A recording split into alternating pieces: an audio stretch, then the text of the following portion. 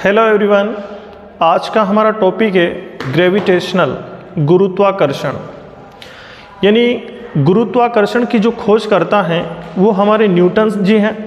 और न्यूटन कहते हैं कि जो ब्रह्मांड का प्रत्येक पिंड है वो दूसरे पिंड को अपनी तरफ क्या करता है, आकर्षित करता है, अट्रैक्ट करता है। तब उन्हीं न्यूटन के अनुसार वो कहते हैं कि every body attract in the universe every another body.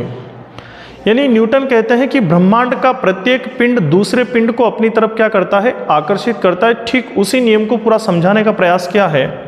उसके लिए माना कि ए एक पहला पिंड है और बी दूसरा पिंड है, जो एक दूसरे से डी डिस्टेंस पर रखे गए हैं, डी दूरी पर रखे गए हैं। तब न्यूटन के अनुसार इन दोनों पिंडों के बीच में जो लगने वाला आकर्षण बल है उसी बल को हम गुरुत्वाकर्षण बल कहते हैं, जिसे हमने कितना माना है, कैपिटल एफ।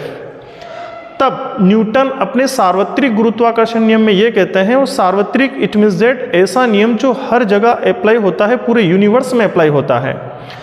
तो न्यूटन के सार्वत्रिक गुरुत्वाकर्षण के नियमानुसार ब्रह्मांड का प्रत्येक पिंड दूसरे पिंड को अपनी तरफ आकर्षित करता है। तब उन दोनों के बीच में, दोनों पिंडों के बीच में जो लगने वाला आकर्षण बल होता है, वह आकर्षण बल उन पिंडों के द्रव्यमानों के गुणनफल के क्या होता है, अनुक्रमानुपाती होता है।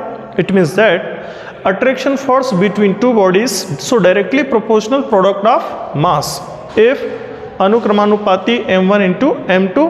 समीकरण नंबर 1 दे देंगे उनके पहले पॉइंट को।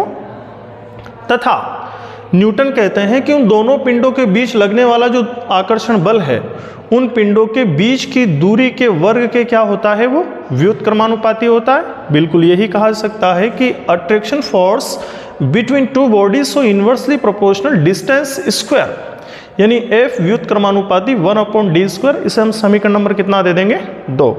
नाउ अब from equation first and second, समीकरण 1 व 2 को मिलाने पर उपयुक्त दोनों समीकरणों जब मिलाएंगे तब F से F मिलेगा एंड साइन से साइन मिलेगा। तब F अनुक्रमानुपाती m1 m2/d²।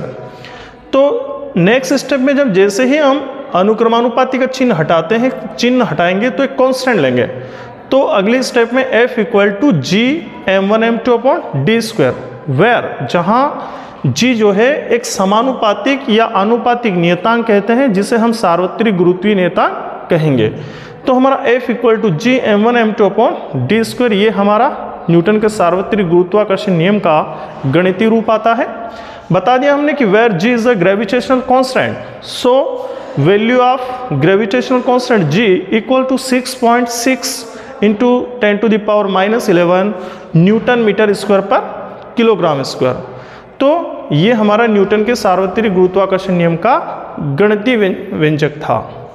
तो मुझे आशा है कि आप सभी लोगों को समझ में आया होगा।